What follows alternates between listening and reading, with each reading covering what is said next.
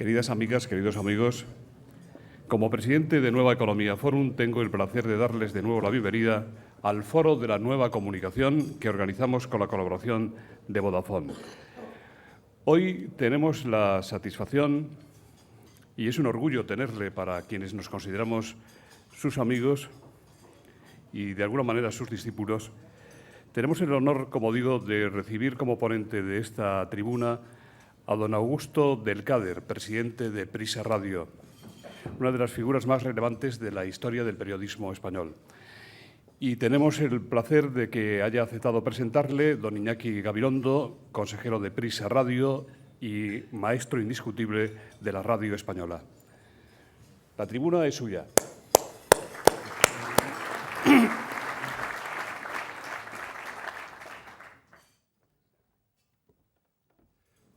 Muy buenos días a todos.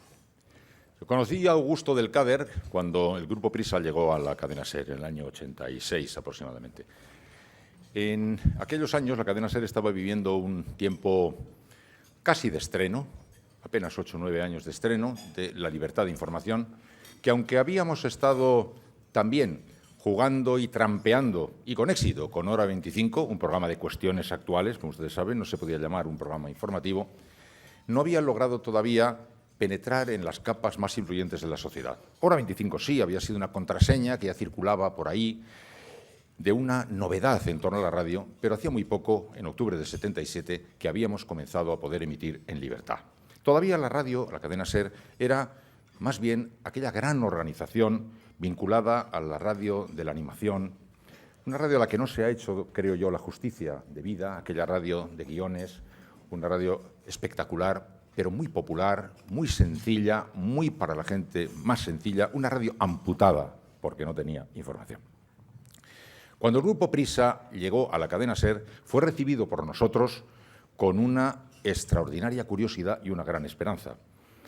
Para nosotros, que estábamos comenzando la aventura informativa, llegaba El País. Llegaba El País. Era la gran referencia, el periódico, la referencia de modernidad periodística.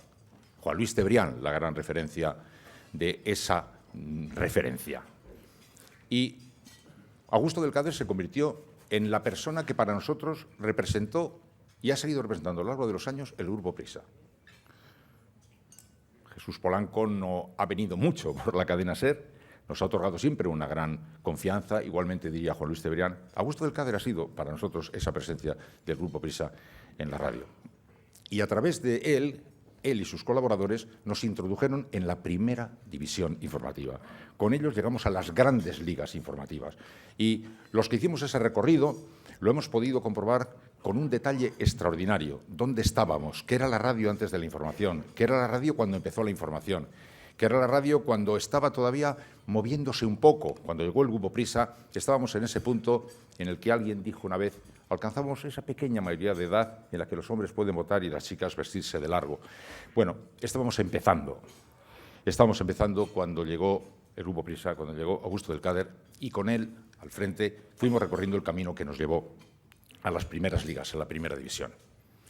La leyenda, el lema de en caso de duda, haced periodismo, que todos los que hayan trabajado con él en el país recuerdan, porque al parecer era su constante, lo fue también en la cadena SER, se convirtió de inmediato en una especie de señal de a circular por las vías de la gran modernidad informativa, la búsqueda de fuentes propias, la búsqueda de informaciones propias, que él y su equipo llegaron a convertir en una verdadera obsesión de nuestra casa. El viaje de la cadena SER, de aquella radio de animación que había tenido tanta fuerza popular, a esa otra radio en las primeras filas de la información, que el día 23F se presentó en sociedad, aunque todavía estaba muy tierna en su estructura, se hizo de la mano de Augusto del Cader y su equipo. Augusto del Cader fue, por tanto, para nosotros el hombre clave en esa historia y para la historia de la radio en España, el hombre gracias al cual la radio pasó a las grandes ligas internacionales, a las grandes ligas de la información. Descubrimos también pronto que el señor del Cader tenía unas cualidades extraordinarias para construir complicidades. Sí, en algo que algunos, que llevamos ya años en la cadena SER antes de llegar al Grupo Prisa, podíamos considerar como una especie de test, y era la relación con las emisoras asociadas.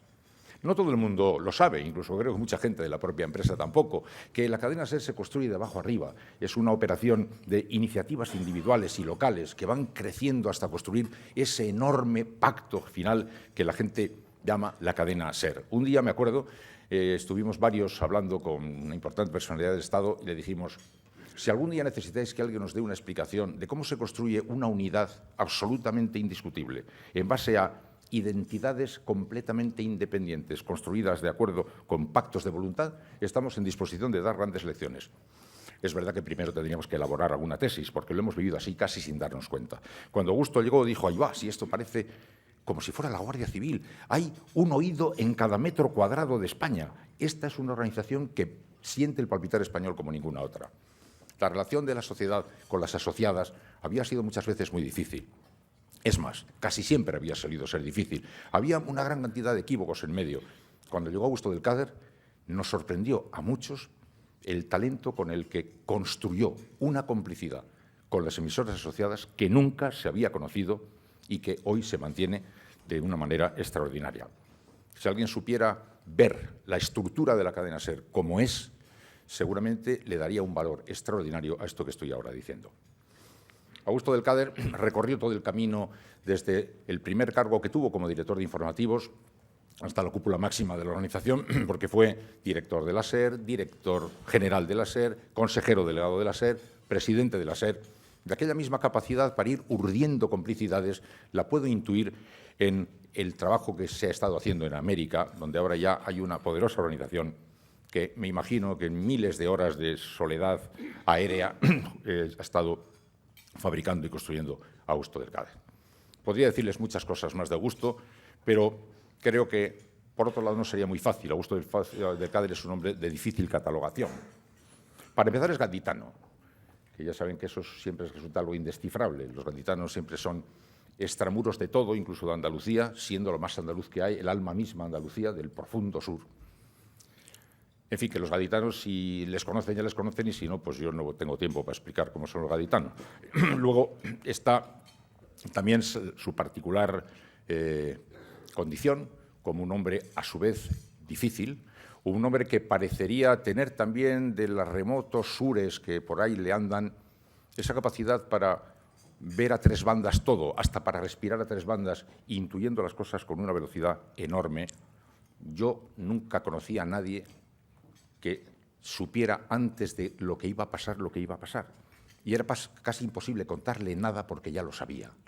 Ese don para enterarse de las cosas me ha hecho pensar muchas veces si la vida, en vez de haber llevado por cargos directivos, como fue director del Diario de Cádiz o los cargos directivos que siempre ha mantenido el Grupo Prisa, hubiera podido ser un periodista individual suelto a las circunstancias de la vida como Manuel Chávez Nogales. ¿Qué crónicas no hubiera contado, qué no hubiera averiguado este hombre con una capacidad extraordinaria para olfatear las hierbas cuando empiezan a crecer?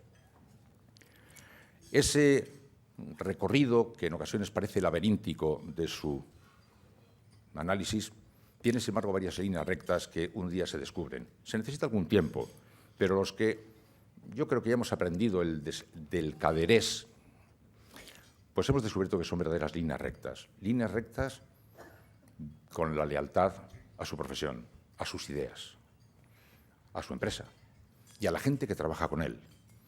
Líneas rectas que al final terminan permitiéndonos encontrar a un hombre con una profunda capacidad de afecto, con una gran necesidad de afecto. Lo da en grandes cantidades y lo reclama en grandes cantidades, aunque ni una cosa ni la otra seguramente lo hace con consciencia. Es el hombre que más sabe de la radio en España, sin ninguna diferencia. No hay posibilidad de encontrar quien sepa tanto como él la historia de la radio. Se aprendió con todo detalle la historia de la SER y penetró profundamente en el alma de la cadena SER, esa organización que decía de abajo arriba, tan compleja y tan extraña, que no se conoce muchas veces ni estando dentro, la conoció y la hizo suya. Se enamoró profundamente de la cadena SER. Sabe todo sobre la radio en España. Va a hablarnos de radio. Escuchémosle con la máxima atención. En un momento como este, en el que la radio, como todos los medios de comunicación, están haciendo un viaje de un modelo a otro modelo, la autoridad, el conocimiento, la sabiduría de Augusto del Cader, su capacidad de construir complicidades y su capacidad de construirlas en nombre de la información y en nombre de las profundas lealtades, tiene que ser siempre escuchada. Augusto Elkader.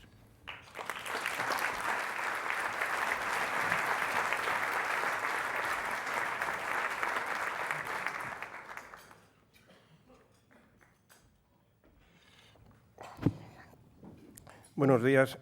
Las cariñosas palabras de Iñaki en esta presentación son probablemente la consecuencia de una prolongada relación de amistad y relación profesional que hemos compartido en la SER, llena de emociones, a veces con momentos complicados, y de las que ambos creemos que estamos muy satisfechos. Gracias, amigo, por estas frases, quizás un poco exageradas por el cariño que me tiene.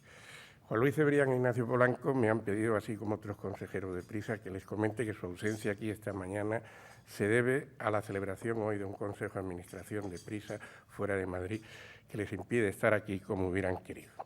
Comparezco en esta tribuna, a cuyos organizadores quiero dar las gracias, para abordar algunas cuestiones de actualidad de nuestro país desde la óptica de un ciudadano que ocupa un puesto de responsabilidad en los medios de comunicación y viene ejerciendo desde hace mucho tiempo la profesión periodística. La zozobra que invade la vida pública española no es comparable a los años de la transición democrática, una época difícil, llena de retos y dificultades, pero donde todos sabíamos cuáles eran los objetivos de la gran mayoría, los caminos a recorrer y la voluntad de ceder para conseguir un buen final. Una crisis económica sin precedentes se une a otra de carácter político que amenazan con desintegrar la convivencia de los españoles, deteriorar la vida cotidiana y auguran un futuro de empobrecimiento y retroceso como nunca podíamos haber imaginado. Desde la restauración de la democracia, los ciudadanos han desenvuelto con gran madurez sus aspiraciones de convivencia, mejora de nivel de vida y progreso colectivo. La alternancia en el poder se ha practicado sin grandes traumas y sobresaltos.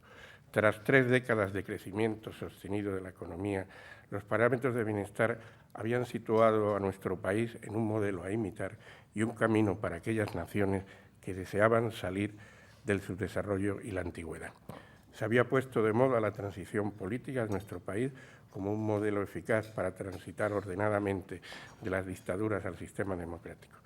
De buenas a primeras, la crisis económica mundial ha trastocado este idílico panorama, transformando a España como el ejemplo de lo que no hay que hacer y los caminos que nunca deben ser seguidos. De la euforia de nuestro estado de bienestar se ha pasado a la insostenibilidad de nuestro sistema sanitario, educativo y de pensiones, de un reparto territorial del poder que acercaba a los ciudadanos la gestión de los servicios básicos al despilfarro del Estado autonómico, sus secuelas de corrupción. De un país que contaba con una clase política preparada, moderna y eficaz, al desprecio de los políticos y la inutilidad de la actividad política. En definitiva, una crisis de confianza y expectativa ha llevado a una desafección por las instituciones, incluida hasta la monarquía, que amenaza con un nuevo y prolongado periodo de singladura para España sin rumbo y sin meta y sin progreso. Probablemente ni la realidad anterior a 2007 era tan beneficiosa, ni se habían hecho las cosas tan bien, ni el pesimismo reinante se corresponde con la realidad. Son necesarios cambios de rumbo, proyectos que vuelvan a ilusionar a los ciudadanos y, sobre todo, esperanzas reales para el futuro de los españoles que nos devuelvan la autoestima y seamos capaces de visualizar una etapa de crecimiento y bienestar. España cuenta, como se sabe, con una población muy preparada y formada como nunca lo estuvo, con un nivel de renta envidiable, cercano todavía a los $30.000 de renta per cápita, a pesar de la crisis. Grandes empresas proyectadas internacionalmente y una situación que admite y posibilita corregir los errores cometidos. La asignación que tuvimos desaforada de recursos a la construcción y al sector mobiliario planteó un modelo productivo que ha hipotecado nuestro futuro por un largo periodo, con independencia de la duración de la crisis financiera mundial. Fue en el gobierno de Aznar cuando se sentaron las bases de esta economía con la reforma de la ley del suelo, que declaraba programable todo suelo rústico, y la reforma fiscal, que gravaba con el 18% las plusvalías provenientes de la venta de inmuebles. La generación de una actividad frenética de construcción de vivienda llegó a un clima de ficticia actividad y empleo que tampoco los gobiernos de José Luis Rodríguez Zapatero corrigieron. Las consecuencias de este modelo son de sobras conocidas y salir de este agujero parece imposible, al menos con las actuales recetas reinantes. La política de convergencia fiscal europea, impuesta y diseñada por Alemania, que parece querer quedarse a precios de saldo con los activos apetecibles de los países del sur, los diferenciales del coste financiero ayudan a la voracidad expansionista de la señora Merkel y no a crear una Europa unida, sostenible y de crecimiento acelerado conjunto. Esto es una política de costas miras que lleva el implícito el semen de la destrucción hasta para la propia Alemania. En el camino quedarán muchas familias destrozadas, expectativas frustradas y habrá países que no se recuperarán de semejante agresión en muchos años. No se trata de residenciar nuestros problemas en las agresiones exteriores, pero sí tenemos que tener muy claro que la condición necesaria son las soluciones europeas y sin ellas no podremos tener arreglo. Es por eso que hay que exigir a nuestro Gobierno un planteamiento más radical, menos seguidista y más comprometido con una terapéutica específica que conforme el rigor presupuestario con políticas de empleo y crecimiento.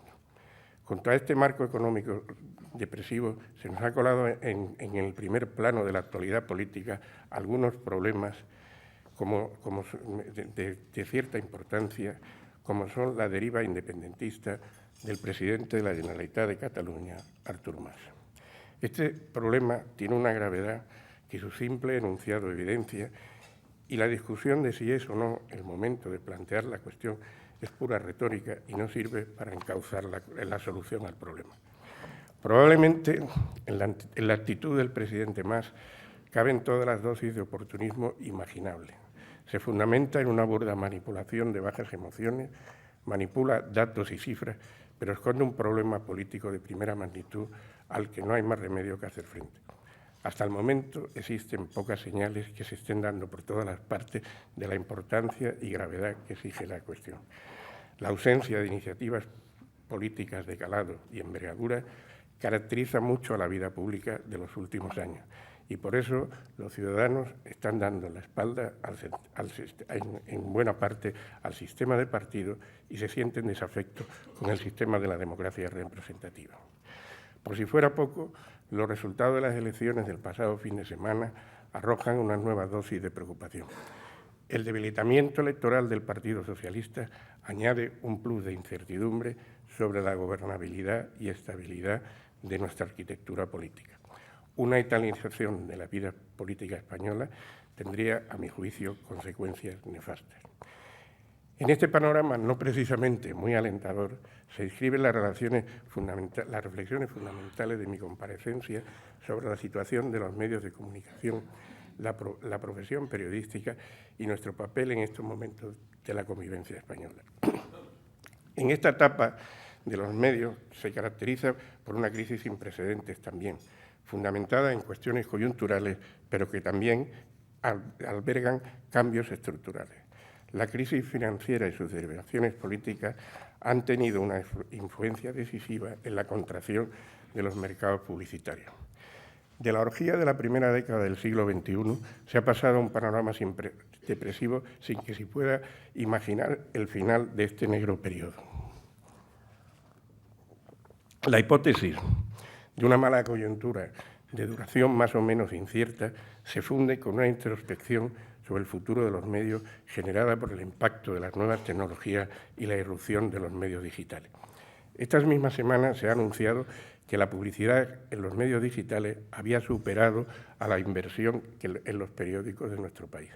Internet ha cambiado nuestros hábitos de consumo, revoluciona el acceso a la información, la opinión se genera de una forma descontrolada y desde una infinidad de centros de emisión.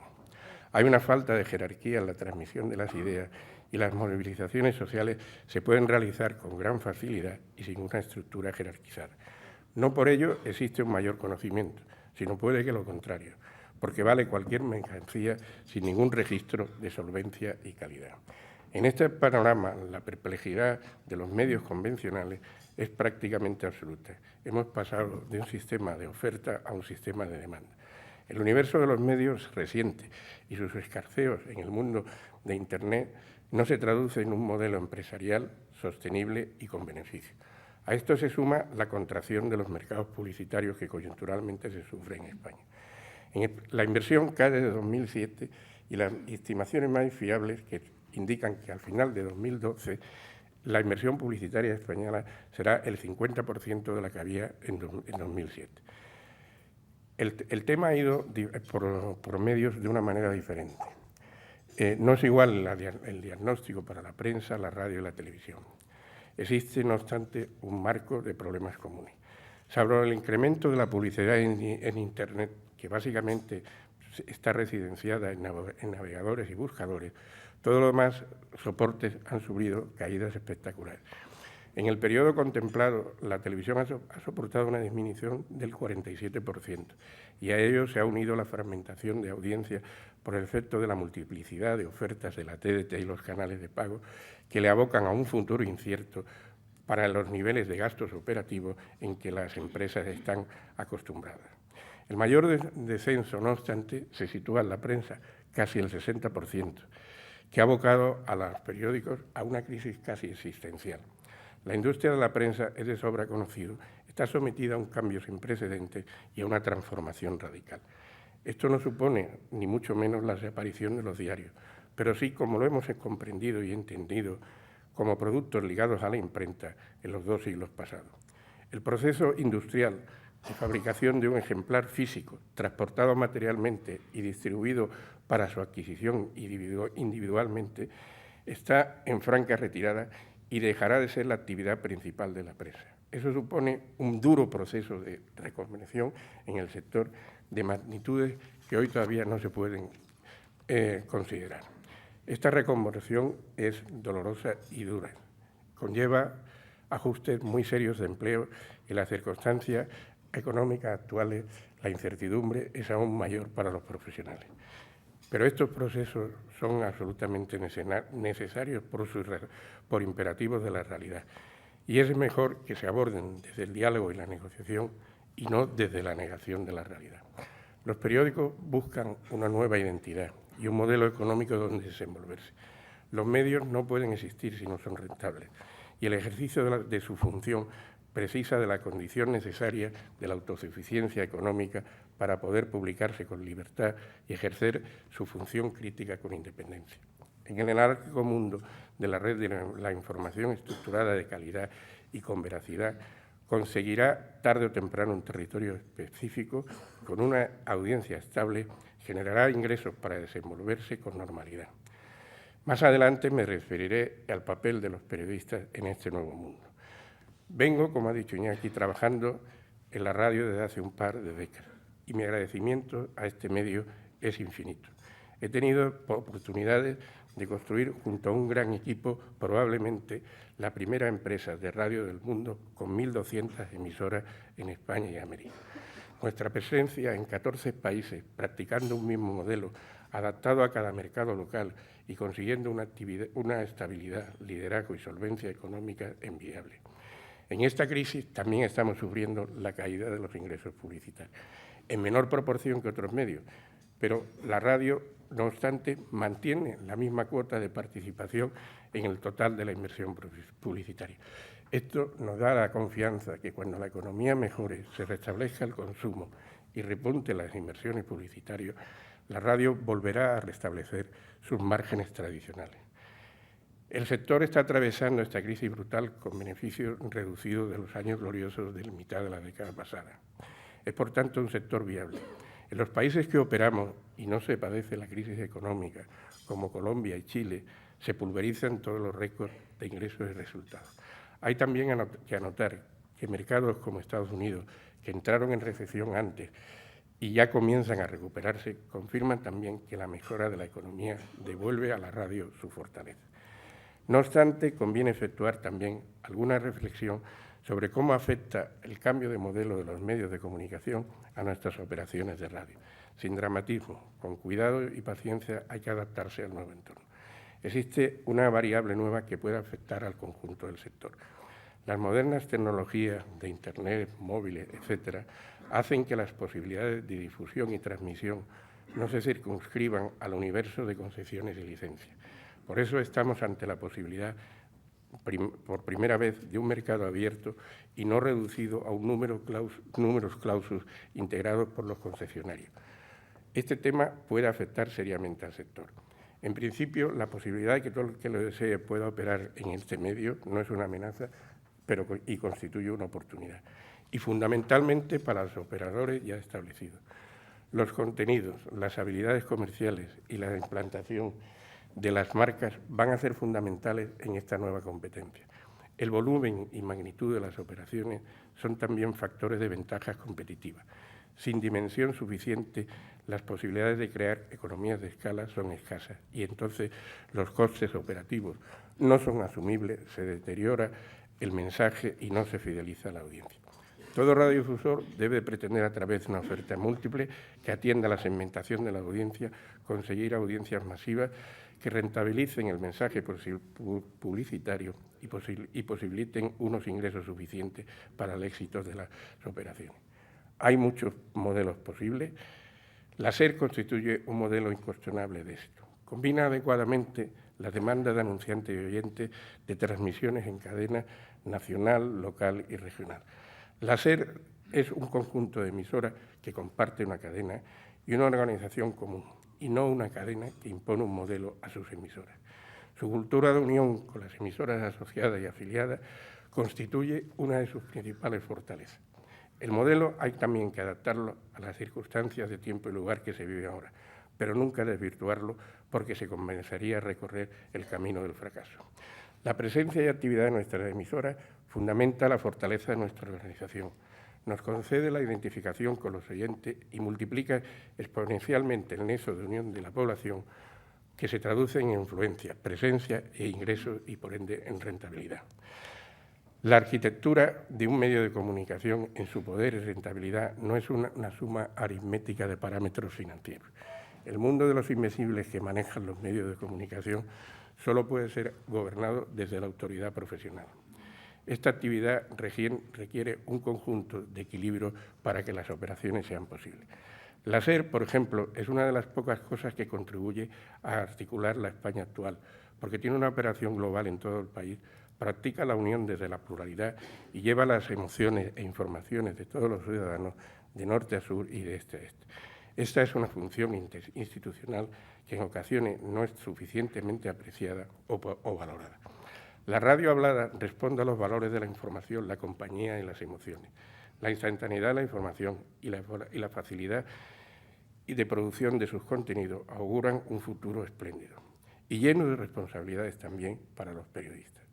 Las nuevas tecnologías posibilitan la facilidad de la difusión y, por tanto, las audiencias seguirán creciendo y crecerán aún más. Otra cosa distinta es la radio musical, que la diversificación que el mundo digital ofrece afecta a nuestras operaciones en este segmento. La tecnología digital afecta a los hábitos del oyente, le permite un universo más rico y le faculta para consumir de manera personalizada e individualizada. Se puede fabricar su propia radio y acceder al mismo tiempo a muchos más servicios y contenidos.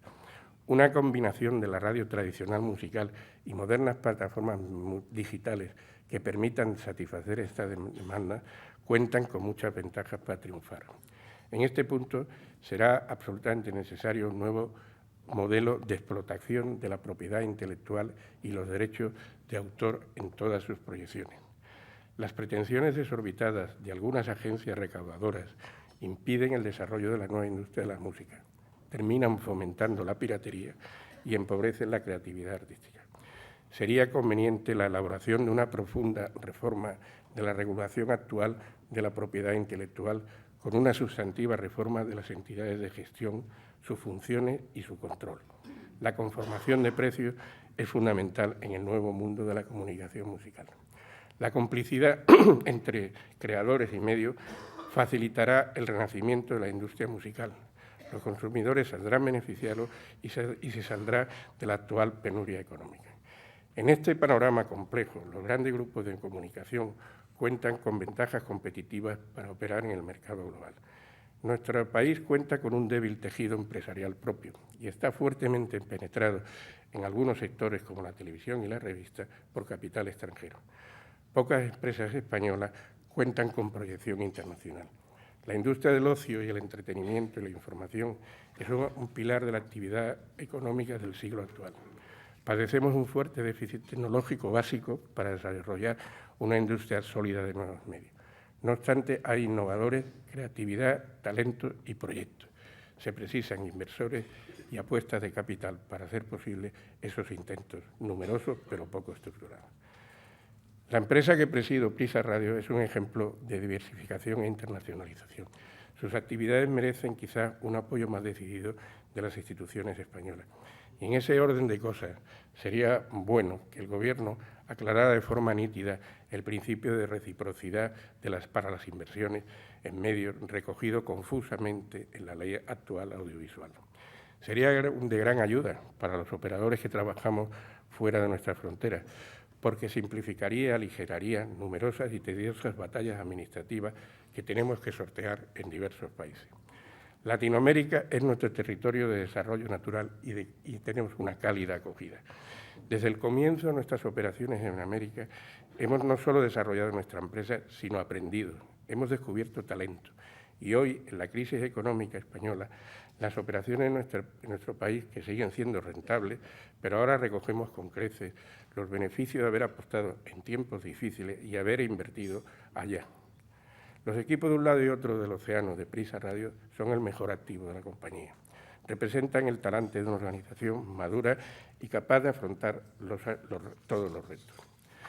El enriquecimiento profesional de contacto y trabajo en equipo de gente tan diversa de tantos países ha hecho, si se me permite un poco de exhibición orgullosa, que nuestra radio sea hoy envidiada por grandes operadores mundiales. Pero antes de concluir, quisiera formular alguna reflexión sobre nuestra profesión. En este tiempo complejo para los periodistas, debemos de meditar sobre el cambio que experimenta nuestra actividad, nuestras obligaciones y la proyección pública y política de nuestro trabajo. Ante una situación como la actual, marcada dolorosamente por una reconversión brutal y unas circunstancias tan adversas, no podemos perder de vista la función pública y social de nuestro trabajo.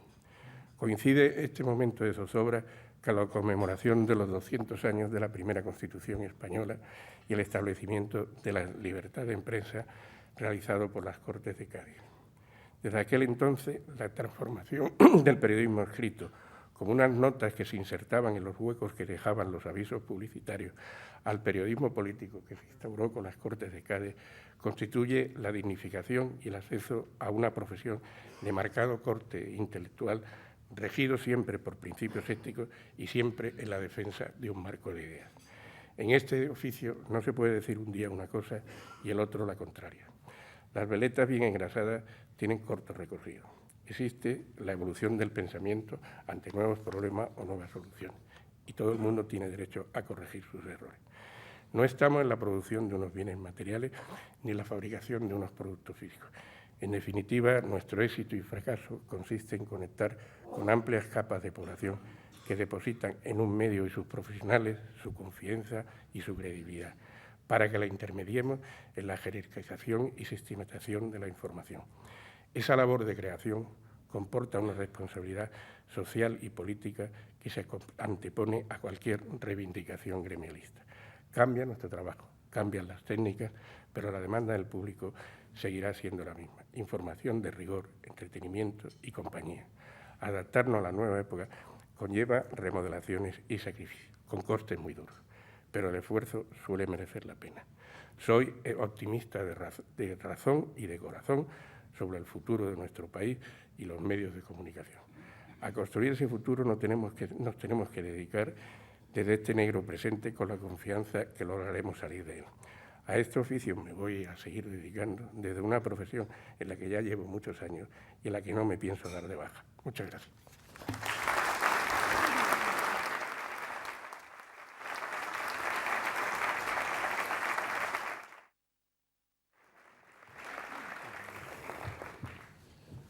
Muchas gracias, don Augusto. No se dé usted nunca de baja.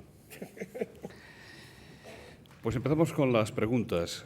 Julio Fierro dice, como usted ha dicho, no están en este acto los miembros principales de la cúpula del Grupo Prisa porque hoy celebran un consejo de administración. El hecho de que esa reunión de ese consejo tenga lugar en Nueva York no explica por sí solo la pérdida de soberanía de los fundadores y de la desnaturalización de los principios que hicieron tan fuerte al Grupo Prisa? Bien, yo no creo que haya pérdida de soberanía. En primer lugar, la empresa, como tuvo aquí ocasión de explicar a su presidente, Juan Luis Cebrián, hace yo creo que un mes o una cosa así, tuvo un proceso de capitalización donde entró capital fundamentalmente norteamericano y cotiza en la bolsa de Nueva York. Y una o dos veces al año, como mucho, se celebra un consejo de administración en Nueva York y ha coincidido en este momento. En la actual circunstancia, además, el grupo, la familia de Polanco, la familia de referencia, mantiene el paquete mayoritario con creces, con capacidad de gobernar la compañía. Castorina Bermúdez dice: usted es sin duda uno de los iconos, vivos por fortuna, que explican la historia de éxito del país.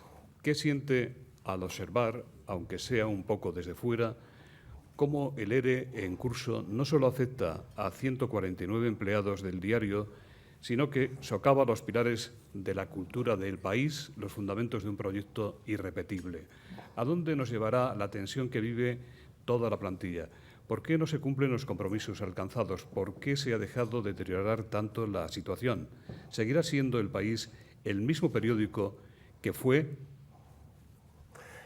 Bien, en primer lugar, la actual situación del conflicto laboral que existe en el país, pues lo contemplo desde fuera, pero lo contemplo con proximidad, y proximidad a las personas del equipo de dirección que están llevando el tema, y con proximidad y comprensión a quienes, digamos, van a resultar o pueden resultar damnificados de las medidas que, como digo, son necesarias y que se deben de tomar y que se deben negociar.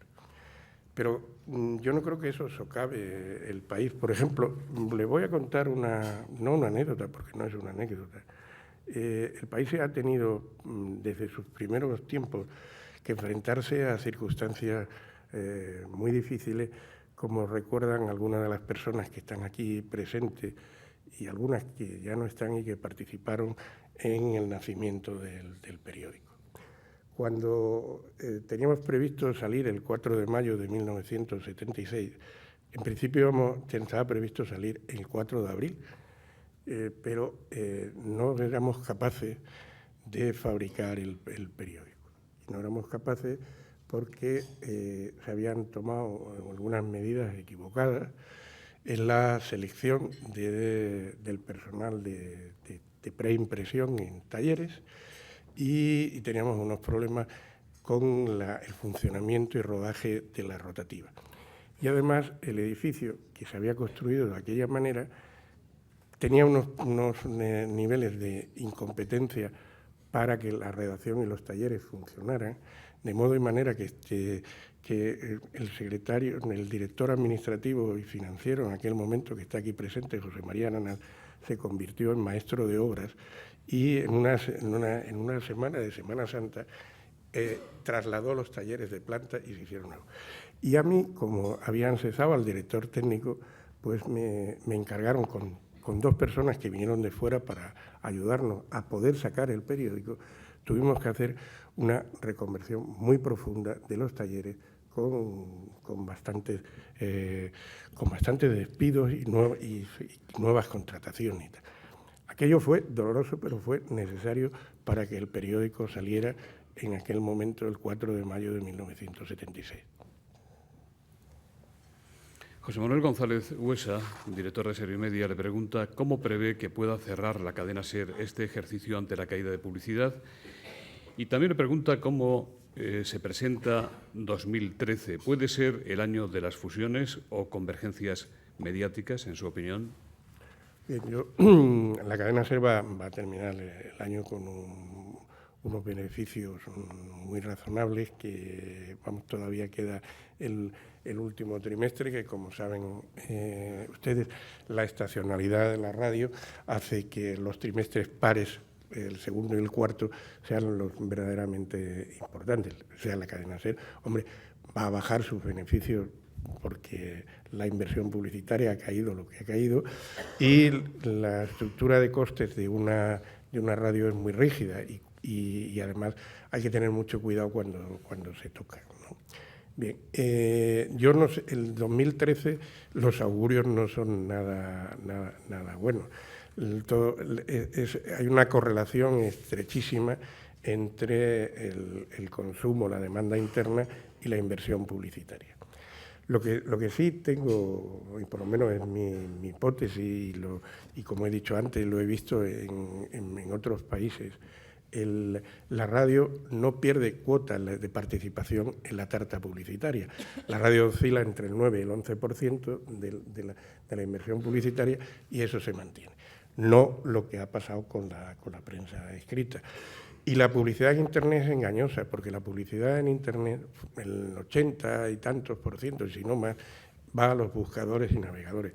Y ahí hay una importante cuestión. Es decir, son los periódicos los que los que crean los contenidos. Y, digamos, de alguna manera se puede decir que hay una cierta apropiación indebida de estas empresas de búsqueda y navegación de la creación intelectual que se realizan en los periódicos, en otros medios. Y el año de las fusiones. Sí, pues, hombre, yo no voy a dar pistas, ¿no? pero es evidente que la radio necesita dimensión, porque tú puedes hacer un multiproducto, bajas tus costes operativos y eso te permite, digamos, mejorar la calidad y obtener la rentabilidad. Y en España yo creo que hay una oferta inmensa de radio. Y hay zonas del país que tienen desvirtuada esa oferta. Y me refiero, por ejemplo, a Cataluña. En Cataluña hay un mercado distinto al que hay en el resto de España, porque hay la injerencia del poder público que tiene una operación pública de radio y algunas privadas subvencionadas frente a las cadenas que estamos implantadas en toda España, que estamos tratadas desigualmente. Y eso genera una competencia desleal. En un nuevo puzzle, ¿a quién imagina al lado de la SER?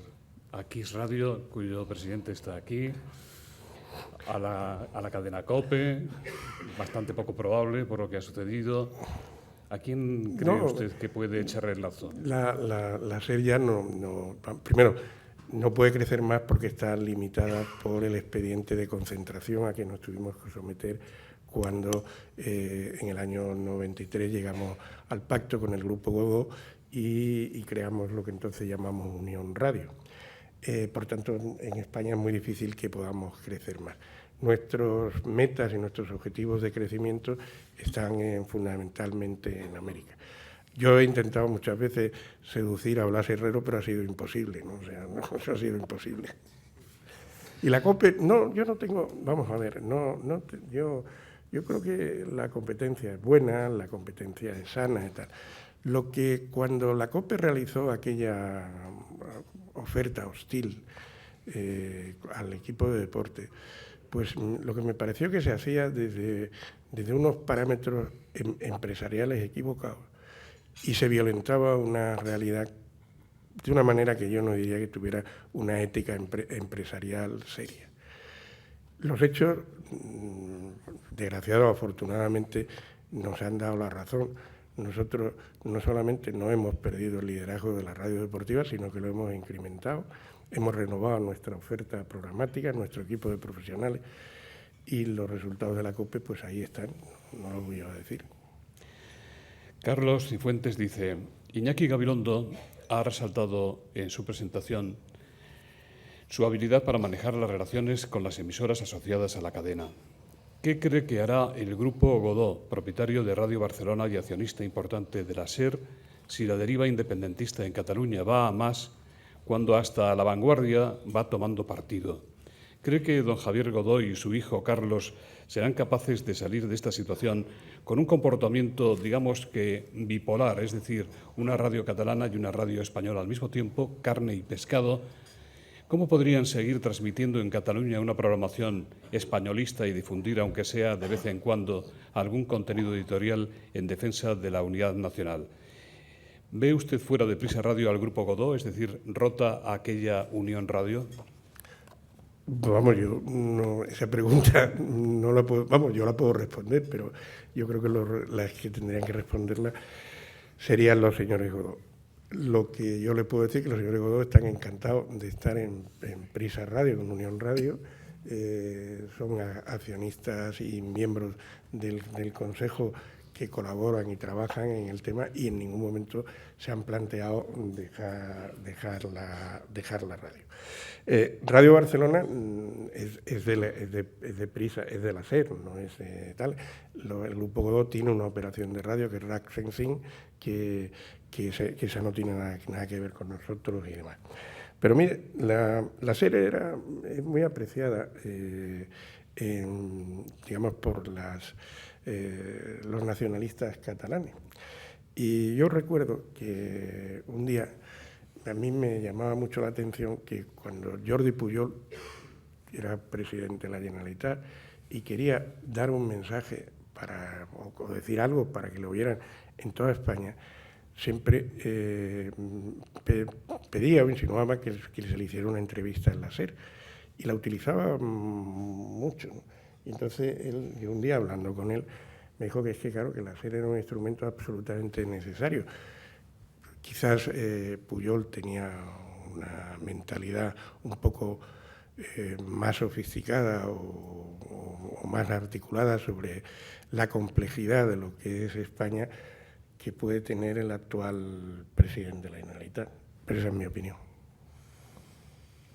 Roberto Marván dice, de todos sus años en la cadena SER, ¿se arrepiente usted de algo? ¿A posteriori hubiera gestionado la salida de Paco González y el equipo de deportes de otra manera? Yo no pude gestionar esa salida porque eso se me presentó como hechos consumados, ¿no? Es decir, yo no tenía y tengo una buena relación personal con ellos y lo que pasa es que por las motivaciones que fuera, pues decidieron esta alternativa de la cadena de la Iglesia. Arrepentirme de muchas cosas, me he equivocado y he cometido errores y tal. Quizás la decisión más difícil que tuve que tomar y la más fronteriza en mi etapa de director de la SER fue la emisión de las cintas de Venegas, de las llamadas cintas de Chiques Venegas, donde se había captado una conversación por un individuo que nos hizo llegar y la había grabado por el teléfono móvil cuando iba hacia Sevilla, donde ponía a caldo al presidente del gobierno, Felipe González, evidenciaba una rebelión interna en el Partido Socialista, digamos, de la mano de Alfonso Guerra contra el Felipe González, y se organizó una tangana de mucho cuidado, ¿no? Esa decisión yo la tomé en reflexión con el equipo y fundamentalmente pues estaba Iñaki, estaba el entonces director de informativos Luis Fernández, que luego fue presidente de Televisión Española, y decidimos emitirla porque creímos que era una información sustantiva y relevante para la vida pública española. Pero fue una decisión fronteriza, como digo. Carmen Sáez, usted fue un buen amigo de don Jesús Polanco. ¿Cree que si él siguiera vivo y si su hija Isabel no hubiera también fallecido, el Grupo Prisa, la SER incluida, estaría pasando por la situación tan crítica que vive, al borde de la ruina, que ha vendido cosas importantes, que se ha descapitalizado profesionalmente? ¿Solo es la crisis económica la culpable de esta situación? ¿Qué otros protagonistas, qué otros factores han fallado para que se vean ustedes, sus empleados y accionistas, como se ven? Bueno, vamos a ver, yo en primer lugar, en ese cuadro tan negro y tal, no creo que, no estimo que no es exactamente así. Jesús era un hombre con un carácter empresarial y una visión de los negocios pues muy acertada y yo me aprendí mucho de él y sobre todo, por ejemplo, mi manera de entender los socios y mi manera de entender América, él me la transmitió, ¿no? Muchas veces. Las decisiones y los problemas que tiene Prisa no se generan después de la muerte de Jesús Polanco. En mi opinión son anteriores y en mi opinión si se cometieron errores, se cometieron entonces, los cometimos todos. Yo no creo que aquí haya que buscar, porque me parece un ejercicio un poco cínico, el que haya que buscar a culpables y tal. Es decir, en las empresas están fundamentadas de decisiones acertadas y decisiones desacertadas. Lo que sí, el problema fundamental que ha agravado, digamos, la situación financiera del grupo es la conjunción simultánea de dos factores. Una tormenta perfecta que se generó cuando se iba a hacer la segunda OPA por Sogecable, que no era predecible, y luego lo que también perjudicó es que la tramitación de una decisión que se tomó en el mes de noviembre no se pudo ejecutar hasta mayo, y claro, los mercados no esperan. Y entonces una operación que iba a ser muy sencilla, muy simple, y que iba a precisar muy pocos fondos, pues por el cambio que ocurrió en los mercados, pues fue todo el mundo a la OPA. Y ese, a mi modo de ver, es una de las cuestiones más importantes. Pero el grupo tiene, no es que el grupo tiene presente y tiene futuro. Y yo creo además que este placer o divertimento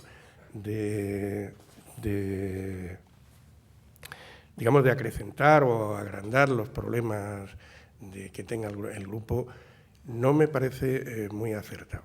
Y no me parece muy acertado porque el grupo es una empresa privada y una empresa que tiene sus dueños, sus accionistas, cotiza en bolsa, pero el grupo tiene algunos medios que son unas instituciones muy importantes para la vida pública española y que tienen una proyección internacional muy significativa. Es decir, yo diría que con estas cosas de comer convendría cuidarlas, ¿no? Porque el país, la SER, Radio Caracol en Colombia, Iberoamericana Radio en Chile, la W que emite, estoy viendo aquí a Julio Sánchez Cristo hasta en Nueva York y en Miami, y tiene una proyección internacional y es capaz de entrevistar a Obama y acercarle a la realidad latinoamericana. Es una cuestión que yo creo que debiéramos de por lo menos, de si el grupo, como por sus instituciones, tiene problemas, nos debería de preocupar a todos los ciudadanos. Antonio Aguilera Velasco, si usted pudiera darle para atrás a la moviola, ¿impediría ahora que dejar la dirección del matinal Iñaki Gabilondo, hoy consejero de Prisa Radio y en otro tiempo el gran referente de la cadena y uno de los mayores maestros de la historia de la radio española? Con su permiso, sin su permiso, voy a contar una historia. Iñaki llevaba muchos años haciendo el programa de la mañana. Ese programa exige unos sacrificios y una disciplina muy importante, porque claro, te tienes que levantar a las 5 o las 4:30 de la mañana. Eso condiciona toda tu vida, tu sistema alimenticio, es decir, y además lo tienes que hacer con mucho rigor. Cuando Iñaki llevaba 10 años dirigiendo el programa y tenía todos los éxitos del mundo y todo tal, pues un día me dijo, hombre, yo creo que tendríamos que pensar en que deje yo la dirección del programa, porque tengo la sensación de ir recorriendo una avenida donde todo el mundo desde los balcones me tira flores, me aplaude, pero que no tiene fin y no me puedo escapar aunque me esté haciendo pipí. Y entonces todos los años, en mayo, venía Iñaki y me decía, bueno, el año que viene voy a seguir, pero piénsate que al otro no. Y por supuesto que yo siempre hubiera querido que él hubiera dirigido el programa porque lo hizo maravillosamente, pero todo tiene un principio y todo tiene un fin. Iñaki, ¿quiere decir usted algo? ¿Perdón? Si usted quiere decir algo, ya que están hablando de usted. No, yo creo que Augusto ha dicho una cosa que es verdadera. Yo era muy feliz haciendo el programa, muy feliz, pero estaba cobrando un precio muy grande en una vida familiar que no voy ahora a detallar, pero que tenía algunas complicaciones históricas.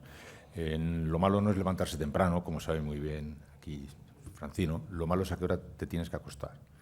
La hora a la que tienes que acostar te impide tener una vida de relación y de familia, y he dicho alguna vez que en broma mis amigos, puesto que mi mujer iba a todos los sitios y mí, porque iban mis amigos y ella, o yo un ratito y luego se quedaba ella, mis amigos me decían, deberías conocer a tu mujer, es muy maja.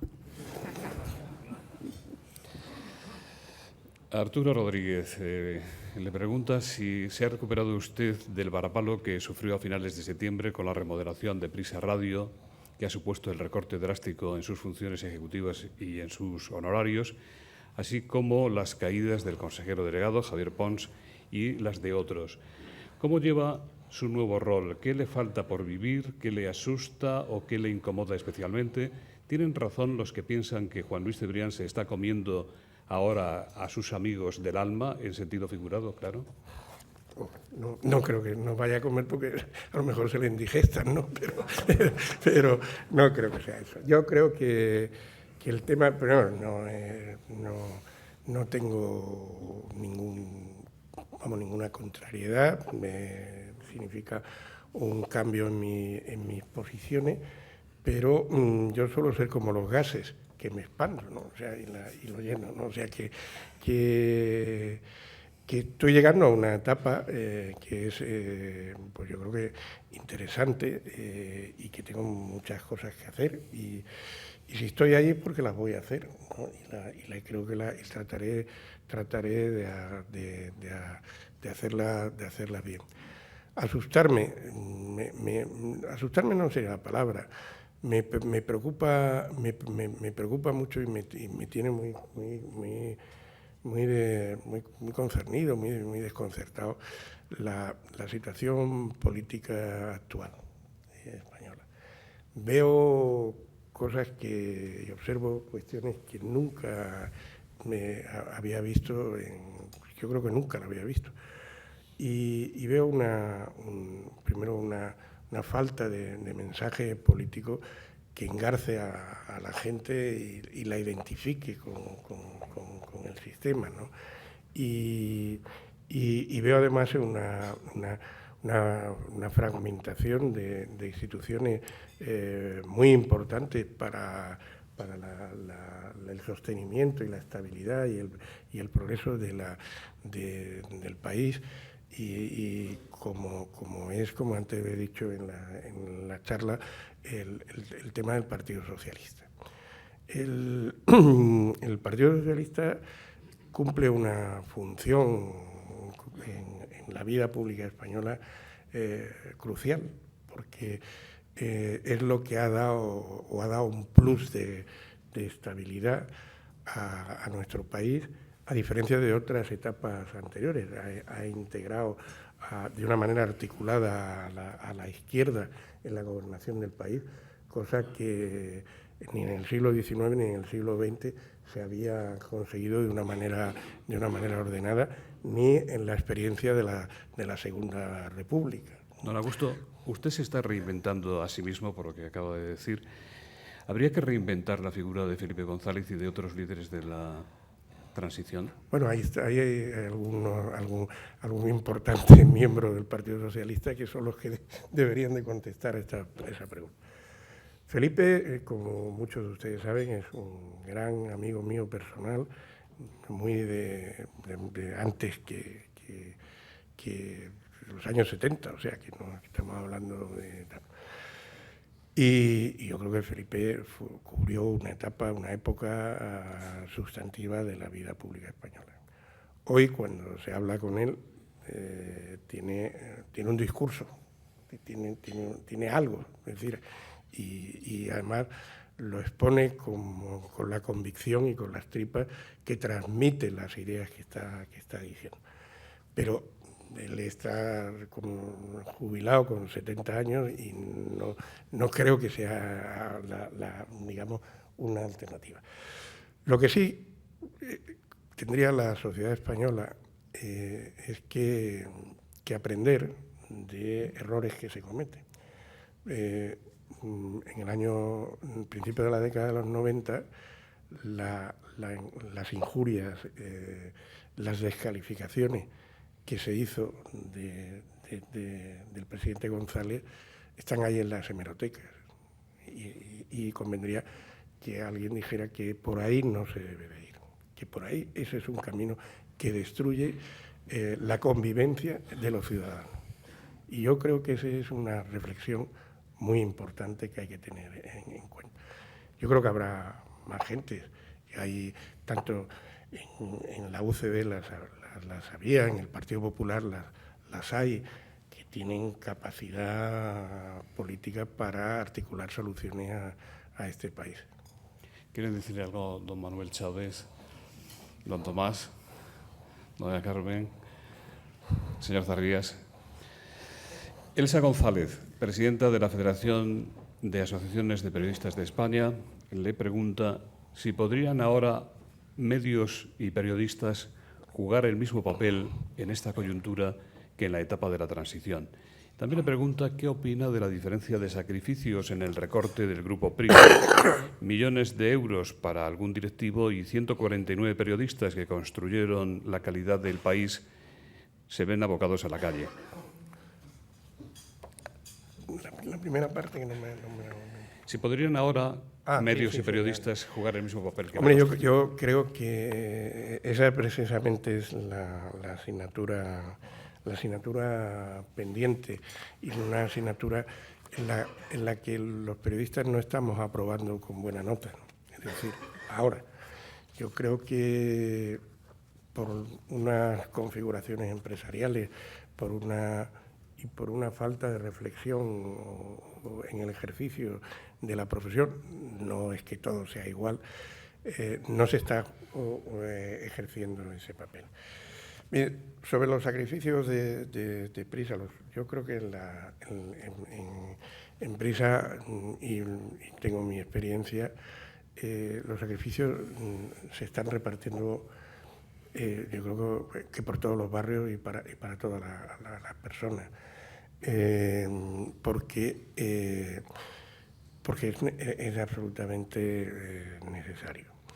Lo que pasa es que, mire, nosotros hicimos un expediente de regulación de empleo en la SER el año pasado.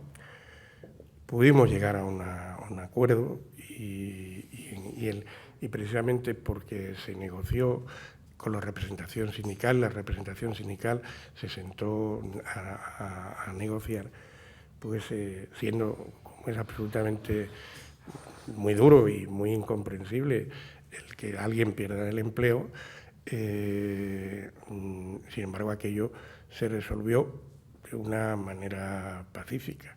Luego en la SER ha habido una huelga preventiva antes que hubiéramos tomado ninguna decisión y estamos todavía en un proceso de negociación porque hay que ajustar nuestros costes operativos y le digo que se están ajustando en todos los niveles. No es que allí diga, bueno, a ver, porque además los ahorros sustantivos tienen que venir, digamos, de los costes más caros. La última pregunta la hace Juan José Roca y dice: ¿algún consejo para mantener la independencia frente a la presión de otros intereses? Bueno, yo consejo no puedo dar, lo que sí creo que el periodista es un ser raro, ¿no? O sea, y tiene que tener un sistema de protección y un sistema de eso precisamente para ejercer su función. Y yo creo que ahí va la calidad, ¿no?, del medio, ¿no? Y yo creo que en eso la gente tiene que ser comprensiva, pero tiene que ser exigente, ¿no? Y eso es lo que yo creo que viene ahora. Muchas gracias. Don José Romero, director de comunicación de Vodafone, que hace posible desde hace ya muchos años este foro, va a despedir el acto. Pues muchas gracias tanto a la organización como a Augusto del Cader y a Iñaki Gabilondo. Yo les confesaré una cosa que me pasa siempre cuando estoy con grandes comunicadores en esta tribuna, que me pongo a cerrar, me pasa un poco lo que hoy confesaba Javier Bardem. Ayer se presentaba James Bond en Inglaterra y confesaba que en un momento en que estaban rodando se le había olvidado el guión. Y se había olvidado el guión y le preguntó, ¿qué te pasa? Y dice, me he dado cuenta que estoy rodando James Bond. A mí me pasa eso cuando estoy enfrente de grandes comunicadores, que es lo que suele suceder en esta tribuna y hoy sucede con dos grandes profesionales, que cuesta decir cosas que sean rigurosas y no decir tonterías. Entonces, resumiendo rápidamente lo que yo destacaría, el otro día, con gente también próxima al mundo de la comunicación, me decía, a vosotros, a las empresas, os vendrá muy bien la crisis de los medios de comunicación, porque además ahora con esto de Internet, de Twitter, de Facebook, lleguéis directamente a los clientes y no necesitáis a los medios de comunicación. Están muy equivocados. Al final, los ciudadanos, en su condición de usuarios, de votantes, siempre buscan referentes. Lo buscan para comprar, lo buscan para votar, lo buscan para formarse opinión. Y nosotros de verdad que necesitamos empresas que sean empresas de comunicación, medios de comunicación, que sean fuertes e independientes. Y ya para acabar, yo diría que para conseguir esto es muy difícil, sin decir, no decir nada que no sea una frivolidad. Pero a mí me gustaría parafrasear lo que dijo Iñaki al principio, que en caso de duda, pues lo que hace falta es calidad, hace falta rigor y sobre todo, en este caso, hace falta imaginación. Muchas gracias.